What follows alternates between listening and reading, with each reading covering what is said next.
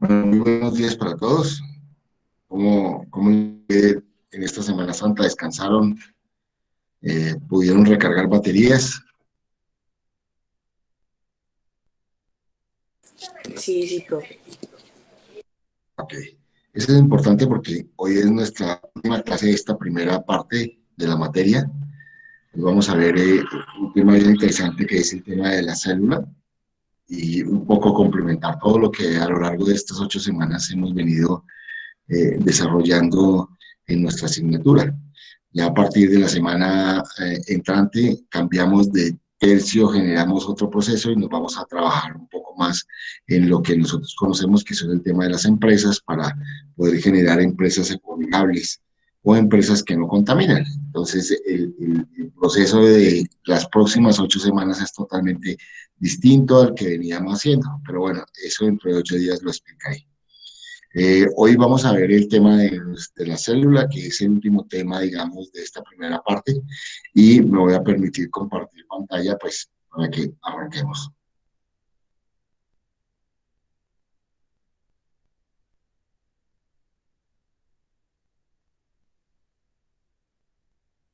¿Están viendo la pantalla ahí? ¿Están viendo la Sí, presentación? profe. Sí, profe. Recordemos que es importante que cuando pregunte, para saber que estamos todos ahí hablando. Bueno, entramos a nuestra 8ª semana.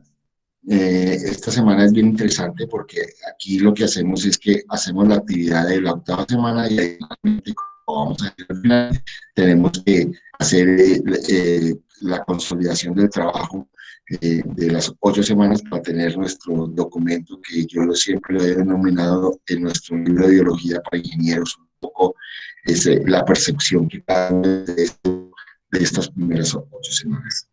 Hoy vamos a ver la célula, que ya es el desarrollo de todo lo que veíamos desde el comienzo de la vida a través de, digamos, de la unidad funcional más pequeña que existe, que es ella, la célula. Entonces ahí tenemos una fotografía de microscopio electrónico donde se observa cada una de las diferentes partes que tiene una célula y evidencia claramente que es una estructura bastante desarrollada, organizada, que en términos prácticos funciona perfectamente como un relojito, diríamos, y esto contribuye a evidenciar claramente que la vida como tal es un proceso bastante, digamos, desarrollado, complejo y que de alguna forma tiene que tener esos cientos de miles de años de evolución para poder llegar a esta estructura que hoy tenemos. Importante que entendamos, digamos, nosotros vamos a empezar a hacer comparaciones porque, digamos, la célula y su funcionamiento se parece en mucho a lo que ustedes hacen al interior de una fábrica. En una fábrica hay una serie de procesos, una serie de funciones que realmente permiten que entren materias primas y se transformen en un producto y después salgan. En la célula sucede algo similar, entran productos, generan un proceso de transformación, de desarrollo y lo que hacen ellos es conformar otra célula igual, o sea, producir otra célula igual para ir permanentemente replicándose y permitir que, digamos, en la vida haya un proceso de, digamos, de vida permanente. Las células a veces no tienen mucha duración, pero ellas tienen la capacidad de reproducirse permanentemente para mantener, digamos, los tejidos que en nuestro cuerpo y en los organismos vivos existen. Es importante que tengamos en cuenta esto porque, digamos, la tarea de esta 8ª semana es hacer una analogía. Una analogía es una comparación de una fábrica con la célula. Entonces es importante que tengamos, digamos, esta diapositiva como un ejemplo que nos va a permitir de alguna forma generar esos procesos de comparación. Bueno, ya entrando, digamos, en materia, nosotros empezamos a ver desde hace algunas semanas el concepto de los virus, después vimos las bacterias y hoy estamos en la célula. Se cree que el comienzo de la vida, como lo vimos cuando vivimos en la forma de, digamos, de réplica, de que se replican los virus, veíamos que en algunos de los casos ellos se incorporaban a una molécula de una bacteria, a la molécula de ADN de la bacteria, y esto hacía que, digamos, modificar el contenido de ADN de ese ser vivo. Entonces, en muchos de los casos se plantea que el comienzo de la vida pudo surgirse de los virus y que esa se planteó en una primer esbozo de célula, llamémosla plasmatal, que en términos prácticos eran elementos muy simples como, llamémoslo, lípidos, proteínas y un esbozo de ADN. Y a partir de allí, de pronto los virus pudieron, en términos prácticos, ir generando esa ampliación del material genético y por digamos, de seres vivos que hoy tenemos. Digamos, el primero tuvo que ser las bacterias y a partir de las bacterias empezaron a surgir las algas, que son, digamos, dentro de los seres vivos, ya las células que están más evolucionadas, no como las eucarióticas, pero sí ya tienen un proceso de evolución. Entonces, las algas, las dos primeras algas que, digamos, evolutivamente surgen, si miramos desde el punto de vista de estructura y de organelos celulares, pues son las cianófitas y las feófitas, que son dos algas que de alguna forma hoy se encuentran en muchas de las zonas acuáticas y pudieron a partir de allí seguir evolucionando hasta llegar a lo que hoy se conoce como una célula eucariótica, que es, digamos, lo que tenemos aquí al final, que tiene un verdadero núcleo, ya tiene unos organelos estructurados, ya generan toda una serie de intercambios, pueden formar tejidos, etcétera. O sea que vemos que definitivamente pudo existir una evolución, digamos, mucho más clara cuando percibimos lo que hemos hecho nosotros de conocer qué son los virus, su función, las bacterias y cómo a partir de allí pudieron evolucionar hasta llegar a esas células que hoy conocemos. Recordemos que las células hay de dos tipos, eucarióticas, o sea que no tienen un verdadero núcleo como las células, o sea, y ya las eucarióticas, las que tienen un núcleo, como puede suceder en las teófitas o ya en las células normales de la mayoría de células. En cuanto a tamaños, si miramos, hay una escala de tamaños bien interesante. Desde un átomo, recordemos que así surgió de pronto, digamos, nuestro planeta con materia, digamos, incandescente que fue permitiendo formar moléculas para llegar a compuestos mucho más complejos como los lípidos y las proteínas y vemos cómo va aumentando el tamaño hasta llegar a un virus. Vemos que el virus es uno de los, digamos, de las partículas o de los, entre comillas, seres que tienen un tamaño comparado con las bacterias. Vemos el tamaño de las bacterias y aquí el tamaño de las células, tanto animales como vegetales. Hay tamaños que en términos prácticos se evidencian de materia que tiene cada uno de los seres vivos y cómo a partir de allí, pues obviamente siguen formando tejidos y órganos que obviamente conforman a los seres ya vivos complejos como son las plantas y los animales. ¿Hasta ahí es claro? Sí, profe. Ok, bueno, sigamos. Sí, profe. Les vamos a hacer una comparación de las células animales y las células vegetales. ¿Por qué es importante compararlas? Existen unos organismos que no son comunes en las dos células y lo importante es ver cómo las estructuras que marcan la diferencia, ¿sí? Y ahí la importancia de ello. Entonces vemos hacia el lado izquierdo la célula vegetal, está conformada, además de una membrana plasmática o celular, por una pared celular. Esa pared celular le genera rigidez, como lo vamos a ver más adelante, ¿sí? Y le permiten formar una estructura que permite el desarrollo de las plantas y que tengan, digamos, digamos, estén rígidas, tanto en raíz, tallo, flores, hojas y frutos, en virtud a eso, a esa pared celular.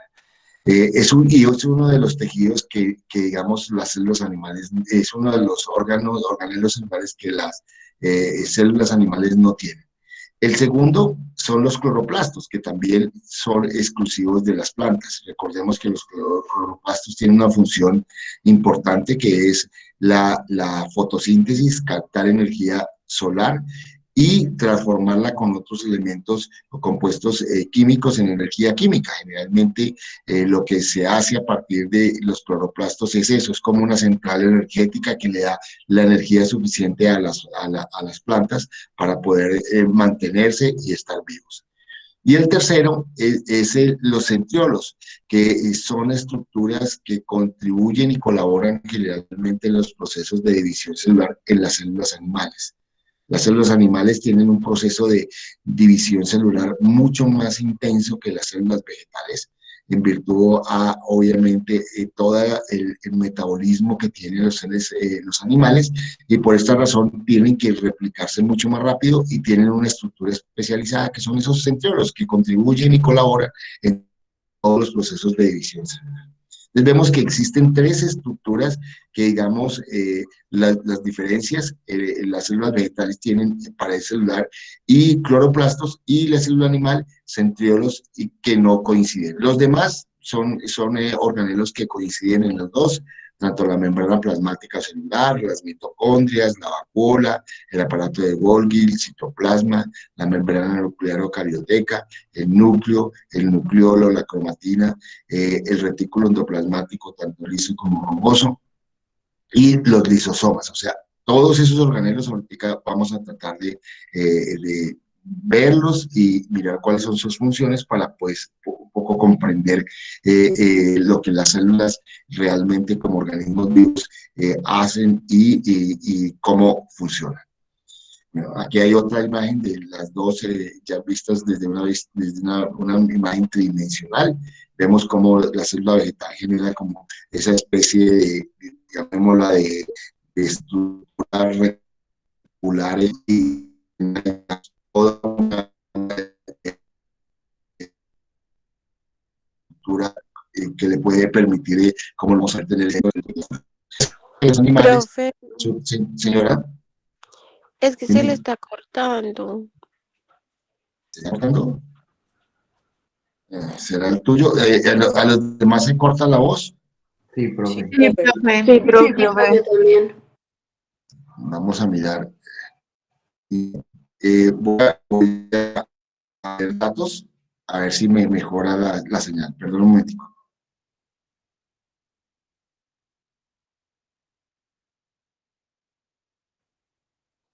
Si por alguna razón, perdón, si por alguna razón se llega llego a salir, no sé, quédense ahí que yo vuelvo a entrar, ¿vale? Pero voy a cambiar a datos. Vale, Sí, profe. sí. Ok.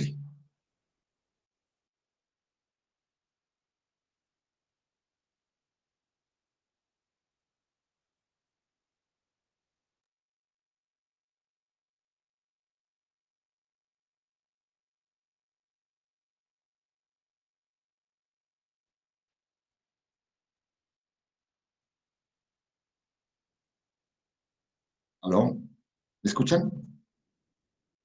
Sí, profe. ¿Mejor? Sí, ¿Mejoró? sí, señor.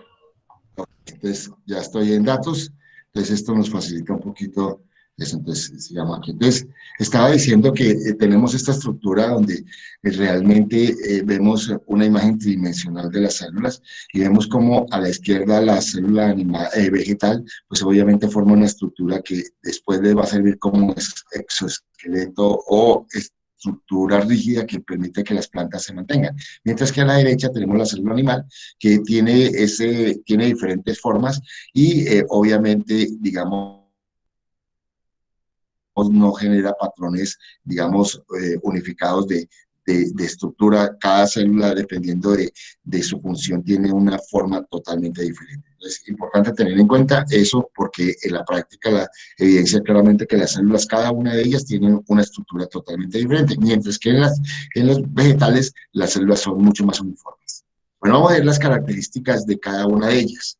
¿Sí se escucha mejor? ¿No se interrumpe?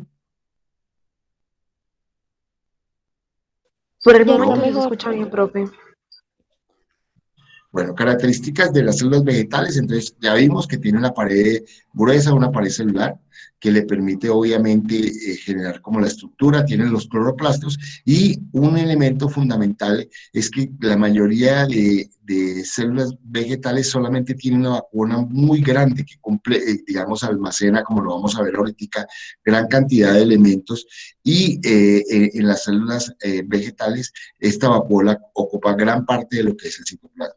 Mientras que en las células animales las vacuolas son mucho más pequeñas, ya veíamos que tenían unos centriolos que servían para la división celular y además permiten formar lo que son los cilios y los flagelos, que son estructuras de locomoción o de movimiento de alguno de las células que se tienen que mover de un lugar a otro.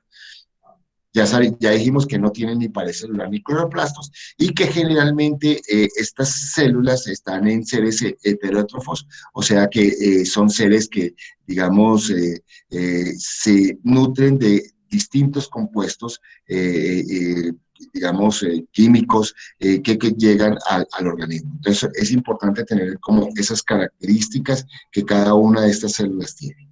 Ya cuando miramos la estructura celular, podemos ver como unas diferentes partes. Hay un límite de la célula, hay una parte interna y una parte mucho más interna que es el núcleo. Entonces, en la parte del límite de la célula encontramos pared celular y membrana celular en los vegetales, mientras que en las células animales encontramos solamente la membrana celular. Es primera estructura que se encuentra como limitando lo que es cada una de las células. En el intermedio entre la membrana celular y el núcleo encontramos el citoplasma. El citoplasma, pues obviamente está generado por distintos organelos, algunos de ellos son altamente complejos, hay algunos que tienen membranas y otros que sencillamente son elementos que están allí, que generan dentro del funcionamiento, digamos, estructuras bien importantes dentro de lo que es, digamos, el funcionamiento de la misma célula. Los organelos con membranas tenemos el retículo endoplasmático, el aparato de Golgi, la mitocondria, los lisosomas, los perisosomas, los plastidios y las vacuolas. Y dentro de las estructuras complejas que tenemos, generalmente son los ribosomas, el centriolo y el citoesqueleto, que en muchos de los casos sirven como para conectar todo lo que es el sistema citoplasmático y permitir que muchos de los orgánulos se muevan de un lugar a otro. Ya en la parte más interna encontramos el núcleo. Ese núcleo tiene 4 partes: la carioteca, que es la parte externa donde permite, digamos, el límite entre el citoplasma y el núcleo; la cariolinfa, que es como esa sustancia, el fluido donde los cromosomas o moléculas de ADN se mueven; y los nucleolos, que son las estructuras que normalmente ayudan en todo el proceso, en el núcleo de la división y replicación celular. Entonces, juegan un papel como importante. Entonces, esos 3 espacios, digamos, que tienen las células, son importantes tenerlos claros y a partir de allí hacer una revisión de cada uno de esos órganos. Entonces, arranquemos por la pared. Vemos hacia la parte izquierda de la imagen una pared celular poco evolucionada, joven, entonces la vemos muy simple, que si la comparamos es como la parte externa de una pared ya madura, ya desarrollada. Entonces lo que vemos es que están constituidos por una lámina, digamos, de pectina, que es la que está al exterior, una pared primaria y una membrana plasmática al interior. Estas son las células jóvenes, mientras que en las células ya maduras tenemos esa lámina de pectina, una pared, llamémosla primaria, hay una pared secundaria muy estructurada con unas capas ya consolidadas, que generalmente son microfibrillas y proteínas de diferentes tipos, y llegamos internamente a una membrana plasmática o celular. O sea, vemos que esta estructura, ¿sí?, es la que le permite formar la rigidez, ¿sí?, y digamos la estructura de sostén que tienen las plantas. Si lo miramos ya un poco más detallado, vemos, mire claramente cómo está conformado por distintas proteínas y elementos dados que pues obviamente generan unos niveles de complejidad mucho más amplios en el sentido de evidenciar lo que es la estructura estructura de esa membrana celular que es tan diminuta, pero tan perfecta y obviamente tan compleja desde el punto de vista de lo que lo conforma. Son generalmente proteínas que recubren cada una de ellas. Y si lo miramos generalmente en las plantas y en las algas, cada una de ellas tiene como una capa de celulosa, de polisacáridos y de distintos tipos de proteínas, mientras que en los hongos, que son un poco más simples, recordemos que los hongos son una simbiosis entre alga, digamos, perdón, estaba pensando en los líquenes.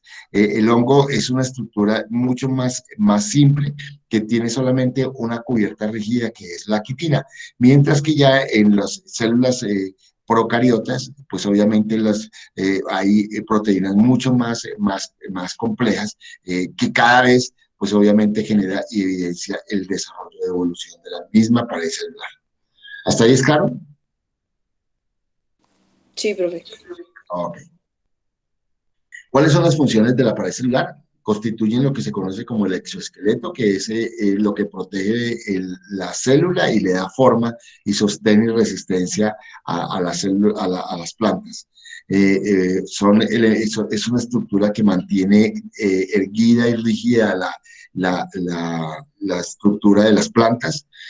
Son células, digamos, que son muy compactas y permiten a partir de allí tener lo que se denomina presión osmótica intracelular alta, que quiere decir que genera una presión de adentro de la célula hacia las paredes para generar esa rigidez y esa actividad, digamos, que tiene y que le permite dar la estructura de exoesqueleto y permite de alguna forma, digamos, generar una comunicación entre las células adyacentes. Recordemos que las células vegetales se comunican tan íntimamente que permiten intercambiar entre ellas mismas todo lo que son nutrientes. O sea, sabemos que, recordemos, por allá cuando vimos biología en algún momento, que existe el xilema y el floema, que son 12 estructuras que conllevan los nutrientes y agua a toda la planta. Y esto, pues obviamente lo permiten esa comunicación que tienen las células entre sí. Es importante entender eso, que hay unos puentes de comunicación entre las mismas células vegetales que contribuyen a que se mantenga esa presión osmótica, que tengan esa rigidez y que ese exoesqueleto que le permite la estructura vegetal mantenerla, pues está dada por estas presiones que normalmente se dan. Ya cuando miramos la membrana celular, que es la parte interna de la célula vegetal o la parte más externa de las células animales, vemos lo que hace unas clases veíamos, que estaban conformadas por una doble capa lipídica, ¿sí? Y por una serie de proteínas que en la práctica permiten el intercambio de sustancias del exterior al interior. Entonces, esta estructura es también altamente compleja en virtud ¿a qué? A que tiene toda una serie de elementos que permiten el intercambio de sustancias. Entonces, vemos que están conformadas por una capa de fosfolípidos que, recordarán ustedes, son estas estructuras que son hidrofóbicas en la parte externa e hidrofílicas en la parte interna, y eso conlleva y permite que el agua no entre ni salga y se mantenga. Tiene unas estructuras proteínicas que están en gran cantidad, que son las que permiten que a través de esas proteínas entren y salgan compuestos. Y tienen unos carbohidratos que en términos prácticos es lo que les proporciona la energía. ¿Para qué? Para que el funcionamiento de la entrada y salida de esos compuestos químicos en la célula pues se dé. Entonces, vemos que sin darnos cuenta es una estructura altamente compleja que en la práctica le va a permitir de alguna forma, pues obviamente permitir el intercambio de sustancias entre el interior y el exterior.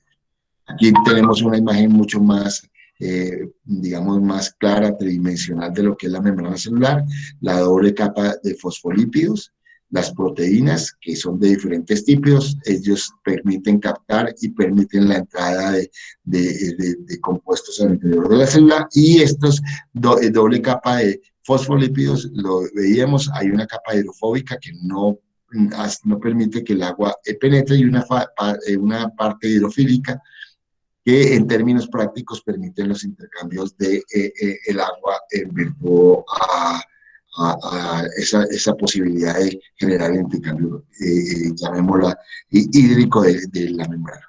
Vemos otra estructura, no miremos allí, y aquí está un poco lo que es el funcionamiento de esa membrana celular, que a través de presiones osmóticas permiten que donde haya mayor concentración puedan entrar compuestos al interior de la célula. Entonces, lo que hacen es que esa presión osmótica ayuda a controlar la entrada y salida de compuestos químicos en las diferentes células. Entonces, vemos cómo de alguna forma en esta imagen vemos cómo las proteínas juegan un papel fundamental en el traspaso de elementos químicos o de sustancias químicas del exterior al interior. Entonces, eso está dado, ya lo dije, por gradientes de concentración, que son de áreas más concentradas de compuestos a áreas menos concentradas, que es el interior de la célula. Aquí vemos un intercambio catiónico, o sea, digamos, de compuestos de sodio y de potasio, y vemos cómo de alguna forma excedentes salen y faltantes entran. Entonces las proteínas sirven digamos, como esa puerta de entrada y salida de la célula para permitir que entren y salgan elementos dados. Y vemos una fuente de energía que son los carbohidratos que veíamos hace un momento en la membrana celular, que permiten obviamente la obtención de energía para que este proceso obviamente se dé. Ya entramos al citoplasma de la célula. En el citoplasma, ya lo decíamos, es un medio acuoso en el cual se soportan todos los diferentes organelos funcionales, y lo que hacen es, tienen la función de albergar todas esas estructuras que al interior de la célula se tienen. Entonces, esto permite facilitar de alguna forma, digamos, que todas las estructuras estén allí, que tengan un espacio, que se interconecten entre ellas mismas y a la vez permitan, digamos, el funcionamiento total de la célula. El citoplasma es ese medio acuoso que permite, obviamente, el soporte o sostén de los diferentes organelos que tiene la célula. Vamos a irnos al núcleo, y ahorita vemos todos los organelos del citoplasma. Entonces vemos que el núcleo tiene 4 compuestos fundamentales. Una carioteca, ¿sí?, que es esta estructura externa que vemos con poros, ¿sí?, que le permite de alguna forma la entrada de compuestos y salida de compuestos. Entonces, recordemos cuando estábamos viendo las bacterias y los virus, que en muchos de los casos veíamos que existían llamémoslas ácido ribonucleico mensajero, que permitía entrar y salir. En las células ya esta molécula de ácido ribonucleico mensajero de transferencia ribosomal juega un papel fundamental, y por estos poros es que entra y sale para llevar información del interior de la célula al exterior, replicar esas proteínas y volverlas a entrar para que se formen. Entonces, esa es la función que hace la carioteca. La cariolinfa, pues obviamente es la matriz donde están los cromosomas y los nucleolos para, pues obviamente, tener la información genética. Los cromosomas son la sustancia, el genoma de los seres vivos, que es lo que conforma la información genética de padres a hijos, y los nucleolos son proteínas que de alguna forma ayudan a la separación de los cromosomas y a generar todo el proceso de división celular. Recordemos que la división celular está dada generalmente por procesos mitóticos, o sea, es una mitosis dada, donde permite un proceso de división de la célula para generar esa reproducción y poder permanentemente tener células activas, jóvenes, y con base en ello, pues obviamente tener un funcionamiento más activo de la célula. La función del núcleo, ya lo veíamos, es contener el material hereditario o genético, y obviamente permitir que a través de ese material genético pueda transferirse de célula en célula y mantener, digamos, el proceso, digamos, de vida de los seres vivos. Ya cuando entramos al citoplasma, vamos a ver uno de los, digamos, organelos para mí, o a mi juicio, más importantes, porque son los encargados de generar todo el proceso de formación de lo que son las proteínas, especialmente las proteínas que conforman la molécula de ADN. ¿sí? Entonces, ese organelo celular se denomina el ribosoma, que está formado por moléculas de ARN, o sea, de ácido ribonucleico y proteínas, y a partir de allí, pues obviamente lo que hacen es permitir, como se ve en esta imagen, replicar o reproducir las formaciones de la molécula de ADN como proteína para que se pueda replicar la célula o se pueda dividir. En términos prácticos, juega un papel fundamental y es conocido como un organelo, digamos, de formación proteínica y generalmente está al interior de la célula, en el citoplasma, y en gran cantidad se ubica, en este caso, sobre el retículo endoplasmático, generalmente el rugoso, está en la superficie de ellos, tomando material que se transporta por el retículo endoplasmático para poder generar la formación de esas proteínas que obviamente la célula requiere. Entonces, si concretamos, la función de las ribosomas son la fábrica de proteínas, es una fábrica de proteínas que permite a través de esas proteínas, pues obviamente proveer a la célula de ese compuesto que es fundamental para la vida de la misma célula.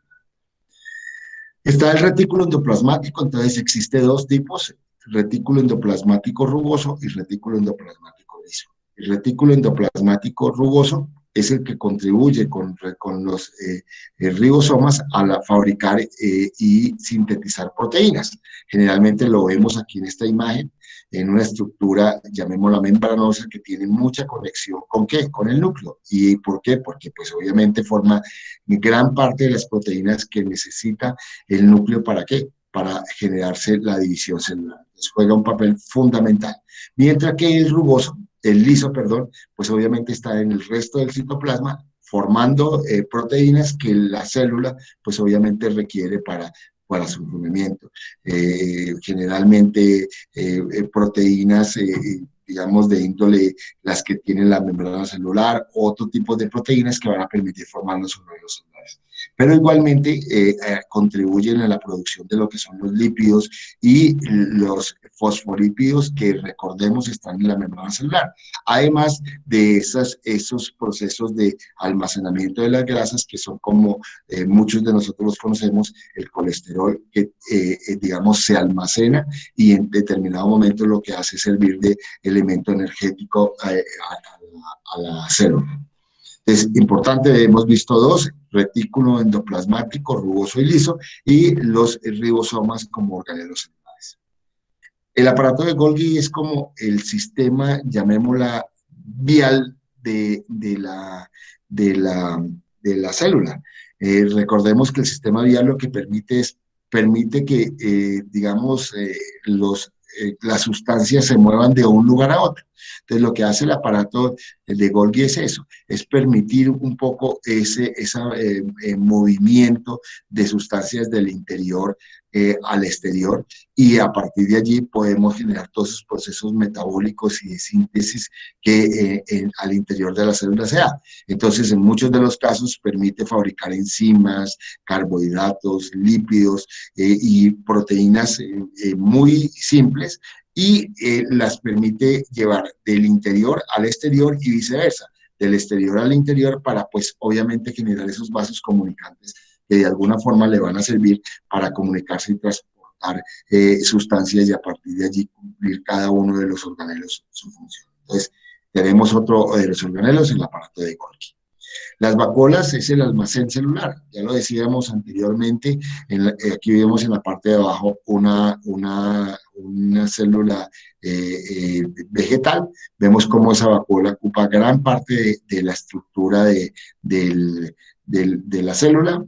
Y esto, pues obviamente, ¿por qué? Porque almacena gran parte de los compuestos, mientras que en las células animales hay múltiples y gran cantidad de vacuolas almacenando diferentes organelos, ya son un poco más especializados, y dependiendo del tipo de lo que se almacena, pues obviamente tiene una ubicación dentro del citoplasma.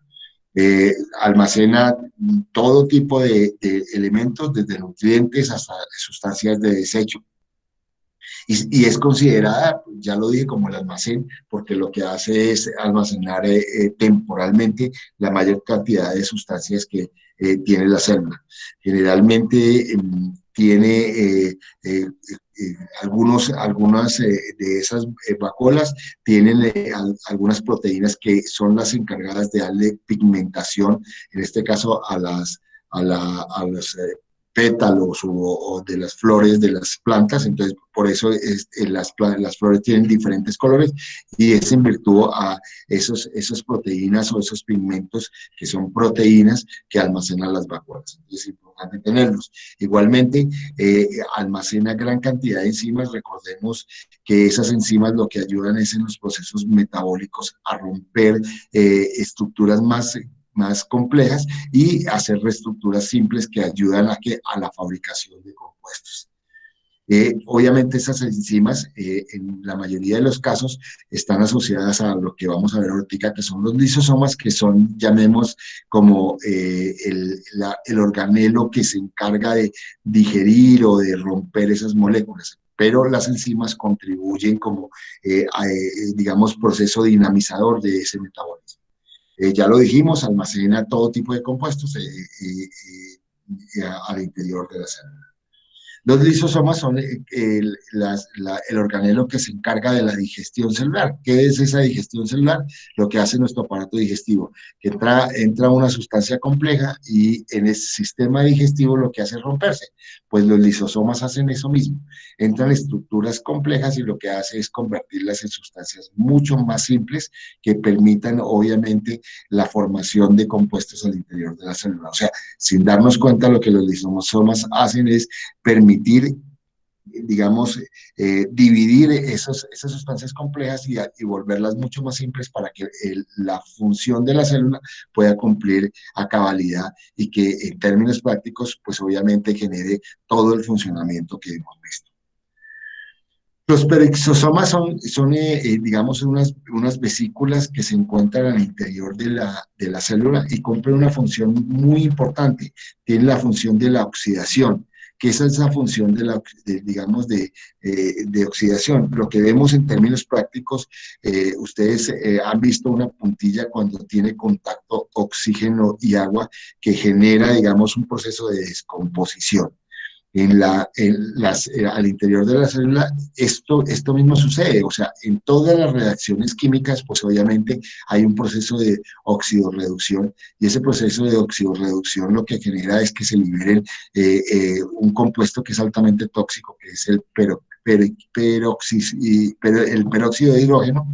Sí, ahí está su fórmula, H2O2, y eso es altamente tóxico. Entonces, lo que hacen los peroxisomas es poder captar ese peróxido, no dejarlo libre y sacarlo de la célula para que se pueda excretar.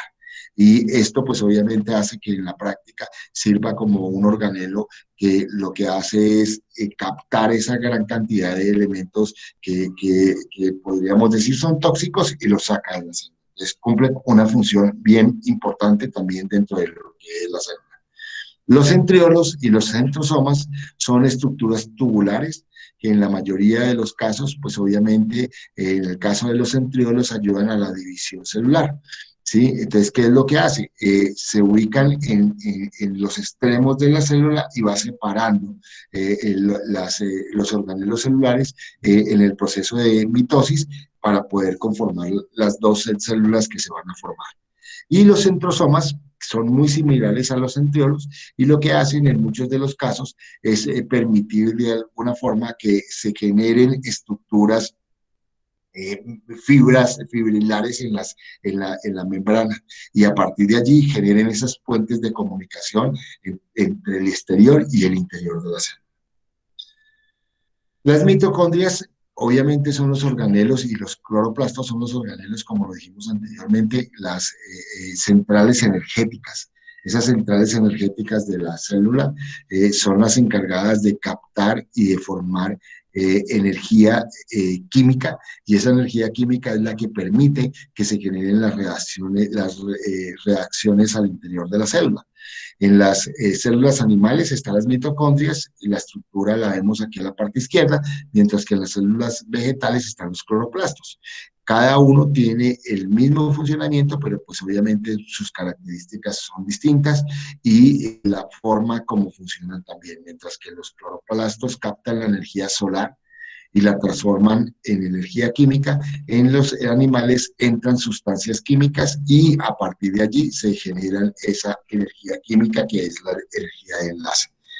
Vemos aquí, bueno, aquí está la estructura de ellas, de las dos, vemos unos elementos que en términos prácticos conforman a ella, generando, digamos, esa posibilidad de almacenar compuestos y a partir de allí sintetizar lo que se conoce como la unidad energética de la célula, que es el adenosintrifosfato, que es, digamos, la sustancia química que permite, en términos prácticos, liberar esa energía química y poder generar todas las funciones que los organelos tienen.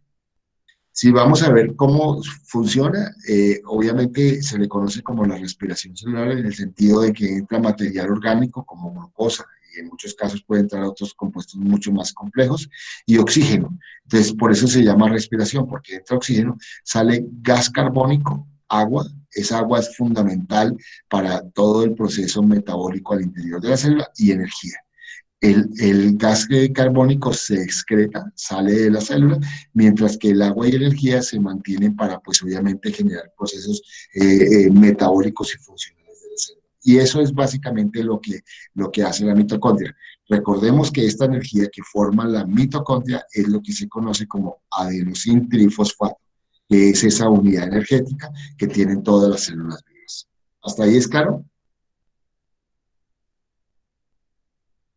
Profe, yo tengo una pregunta. Sí. En promedio, ¿cuánto se demora el proceso de maduración de una célula? No, eso es, todo depende del tipo de tejidos o mejor, el tipo de órgano en el que se están. Mientras que hay algunas, por ejemplo, que, digamos, nace un organismo y nace con un número de células y esas se mantienen a lo largo de la vida, como el tejido nervioso, generalmente las células nerviosas y hay otras que son permanentemente, digamos, cambian. En un día pueden dividirse cientos de miles de veces, como las células de los tejidos epiteliales, o sea, la de la piel, que normalmente se está excretando y se van reemplazando. O sea, haz de cuenta que son como capas. Entonces se van formando las capas y van aumentando. Las capas exteriores van saliendo y las interiores van reemplazando esas. Entonces todo depende del tipo de órgano al que se refiere, es lo que en términos prácticos, digamos, se demora la evolución de ellos o la división mitótica para poder formar ello. ¿Te queda claro? Ah, sí, profe, muchas gracias. Bueno, ya vimos los cloroplastos, hay dependiendo de la tonalidad, porque hay tres tipos de cloroplastos, leucoplastos que almacenan almidón, cromoplastos que son los que le dan color a las flores y a los frutos, y el cloroplastos que es lo que le da el color verde a las hojas. Hacen la misma función que vimos anteriormente en las mitocondrias, toman sustancia orgánica, ¿sí? Permiten captar la energía solar y a partir de allí lo que hacen en términos prácticos es transformarla en energía química para liberar agua, CO2 y adenosintrifosfato. Y eso es lo que hacen, digamos, en términos reales los cloroplastos, captar esa energía solar y transformarla en energía química. Y a eso se conoce como fotosíntesis. Bueno, las estructuras de soporte, veíamos ese concepto de exoesqueleto y veíamos cómo de alguna forma muchas de esas estructuras filamentosas formaban esas estructuras de conexión al interior tanto de la membrana como del citoplasma. A eso se conoce como citoesqueleto. Y esos citoesqueletos son llamémosla, estructuras fibrilares que permiten servir de vasos comunicantes entre todo lo que son los organelos celulares. ¿Para qué? Para que haya una mayor eficiencia en la comunicación y en el transporte de los compuestos del interior al exterior y que a partir de allí, pues obviamente lo que no sirva lo puedan excretar y esto es lo que hace que la célula sea óptimamente uno de los seres yo no diría uno, es el ser más perfecto en cuanto a organización y funcionamiento que tenemos los seres vivos. Es importante tener esa función de los citoesqueletos. Bueno, las estructuras de locomoción que ya están en la parte externa están dadas dependiendo del tipo de célula. Recordemos, por ejemplo, los espermatozoides, pues obviamente tienen un flagelo y el flagelo lo que busca es permitir generar un movimiento y poder transportarse de un lugar a otro.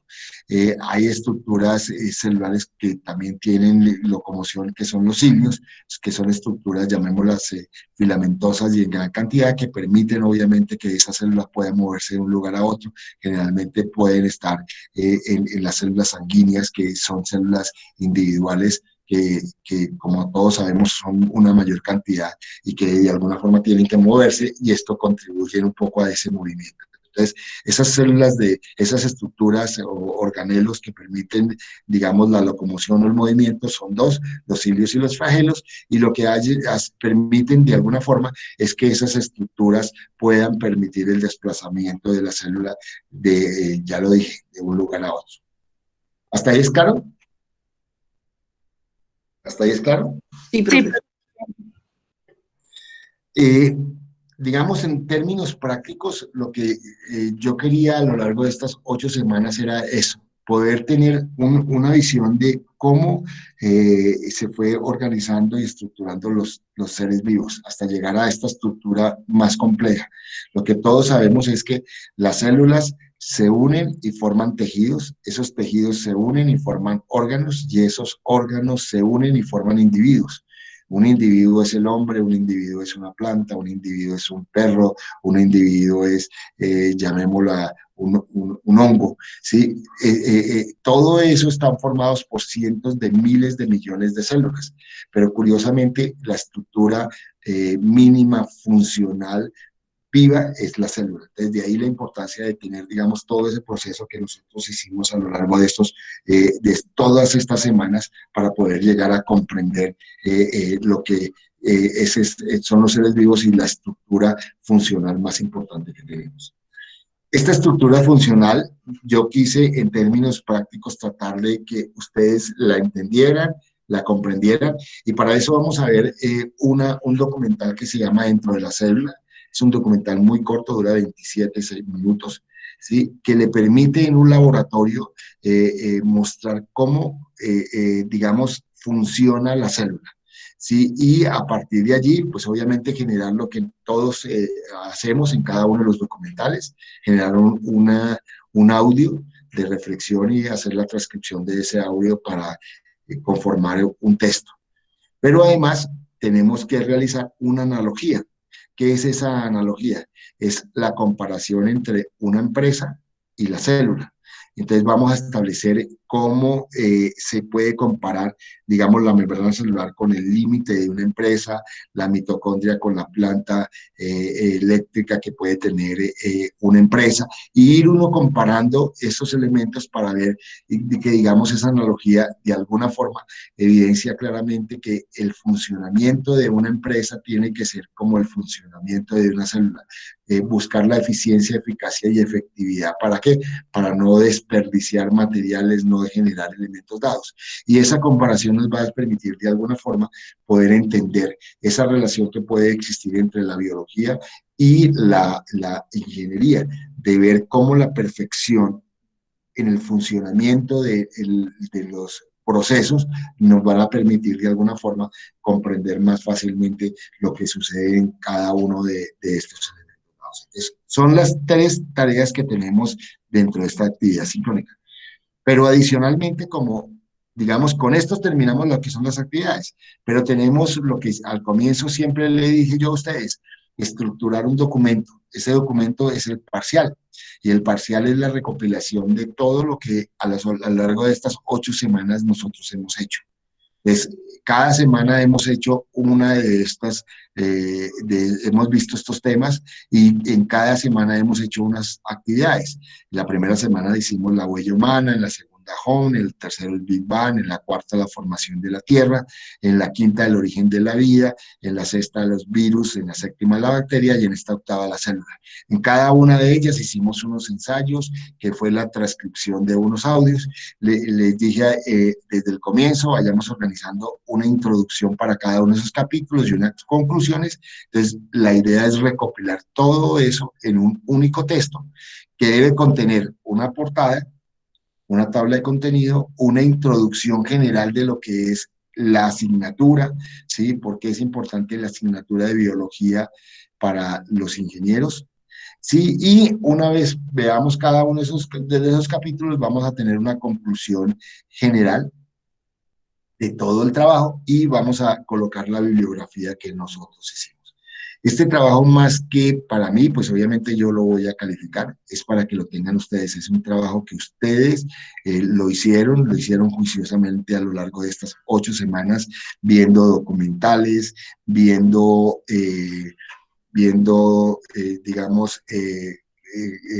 haciendo las grabaciones, generando sus ensayos, editándolos y organizándolos. Es importante que tengamos en cuenta eso y que lo podamos entregar.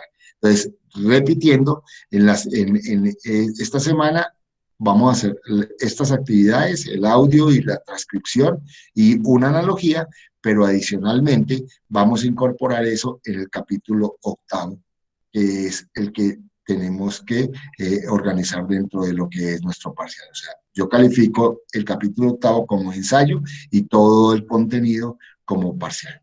¿De acuerdo? ¿Preguntas?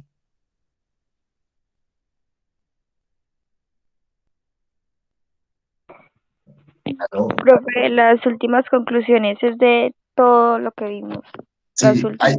ahí mire, si tú miras, en cada capítulo hay una introducción. Entonces, yo, por ejemplo, hablo de por qué es importante la huella humana, planteo mi ensayo y concluyo algo de este capítulo, ¿sí? Igual para cada uno. Pero como ya tengo 8 capítulos, hago una introducción de estos 8 capítulos, que ya es el concepto de la biología, digamos como visión general, y una conclusión de esto, de ver todo lo que nosotros vimos a lo largo de estas 8 semanas. O sea, esta introducción y esta conclusión inicial y final es sobre todo, pero en cada capítulo debe existir una introducción y una conclusión sobre cada uno de los temas. ¿De acuerdo? ¿Te quedó claro? Sí, profe, muchas gracias. Ok. ¿Qué otra pregunta tenemos? ¿Preguntas? ¿Para cuándo sería ese, profe? Para dentro de 8 días, porque yo tengo que subir notas la semana entrante. ¿Sí? La semana entrante tengo que subir notas y ya estoy terminando de calificar las actividades. Estoy muy preocupado porque hay casi 2 personas que permanentemente no lo han hecho. Me imagino, no sé si fue que se retiraron. Y hay algunas que han dejado de hacer actividades. ¿Qué es lo curioso? Que ahorita la tienen que hacer para el parcial, o sea que es importante que las hagan, me escriban de que suban en la actividad que faltó para podérselos calificar y me comuniquen para poderlas, digamos, revisar y poderles, digamos, mejorar de alguna forma la nota. Recordemos que las actividades que se hacen extratiempo, pues la máxima nota que pueden obtener es la mínima que los que presentaron a tiempo tuvieron. O sea, en ningún momento les califico igual, sino la nota máxima es la mínima que haya sacado los que presentaron a tiempo. ¿Es claro? Sí, profe, es claro. Preguntas sobre la clase de hoy, sobre esta primera fase. Profe, Todo chévere. Ok, ¿quién me iba a decir, preguntar algo? yo, profe, sobre el parcial. Entonces es como ya pasar todos los trabajos que teníamos, pero con una introducción y las conclusiones, ¿cierto? Correcto. Recordemos que tiene que tener, digamos, el formato de APA, de cumplir las normas para, pues obviamente es un trabajo y hagan lo mejor que puedan, pues obviamente para que ese documento es el que les va a quedar a ustedes como como resultado de estas primeras 8 semanas, y es nuestro primer parcial, y si lo hacen bien agradable y bien bonito, pues es chévere, porque lo hicieron ustedes, los ensayos son de ustedes, o sea, ustedes son los autores de ese documento. ¿De acuerdo, Manuela? Gracias, profe. Bueno, espero que estas primeras 8 semanas las hayan disfrutado. Creo que los documentales tratamos de buscar que fueran documentales que les aportaran elementos, que visualizaran de una manera diferente esta biología. Y lo tengo que decir así porque a partir de la semana entrante se van a dar cuenta que es un cambio radical, o sea, ya no vamos a ver más videos, ya nos vamos a dedicar a trabajar ya como ingenieros industriales en una empresa, ya vamos a empezar a mirar cosas y ya vamos a generar, digamos, la práctica, pero obviamente pensando siempre en buscar que esa empresa sea mucho más eficiente, eficaz y efectiva, pero también buscando que no contamine. Entonces es un cambio radical y por eso quiero que en términos prácticos terminen esta primera fase o esta primera parte de la materia de la mejor forma posible y que el resultado sea el mejor. Entonces espero, si no hay preguntas, espero los trabajos para poderlos evaluar. Yo aspiro a más tardar de este viernes en 8 días, mandarles la nota para que ustedes las conozcan y poder el sábado siguiente subirlas, porque es el máximo plazo que tengo para subir notas. ¿De acuerdo? Profe, Nicolás, señora. la bibliografía son los links de los videos que nos vimos. Sí, y sí, si ustedes miran, a lo largo de todas las clases yo he colocado documentos.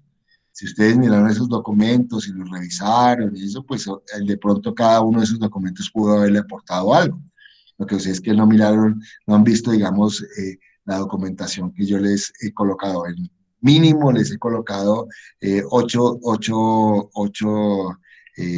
documentos, porque por cada clase yo subo un documento para que ustedes lo tengan como marco de referencia. Hay clases en que he subido 2, 3, hasta 4 documentos.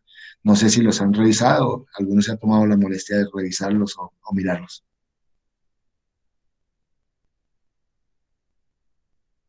Entonces, ahí está, digamos, una compilación también de bibliografía, que si la utilizaron, la colocan, y si no, solamente colocan los videos que ustedes vieron. ¿Qué otra pregunta tienen, hijos? No, profe, yo creo que no. Bueno, de todas maneras, si tienen alguna inquietud, alguna duda, me pueden escribir al WhatsApp. Yo, en el momento que tenga libre, les respondo. ¿De acuerdo? Vamos a mirar a ver si aquí en el chat hay algo. Así está que se cortaba. Después de que coloqué datos, como que mejoró el sonido. Sí, profe, Sí. sí mejoró. Ah, bueno. Entonces, hijos, que Dios los bendiga y nos vemos dentro de 8 días, ya para arrancar la segunda parte de nuestra materia. Dios los guarde y nos vemos el próximo martes. Hasta luego, profe. Hasta luego, profe. Gracias. Profe. Hasta luego, profe. Chao.